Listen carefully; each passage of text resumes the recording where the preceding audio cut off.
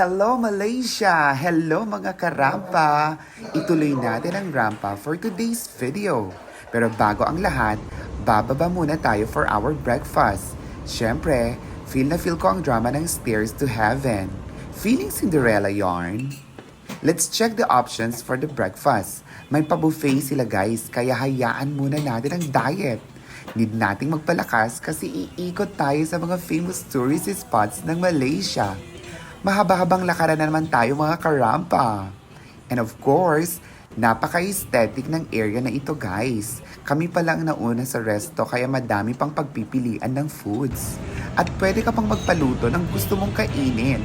O diba, very social. And in fairness, masarap ang mga pagkain guys. Naparami kaya ako dyan. At hindi pwedeng wala tayong kape kasi kape is lifer.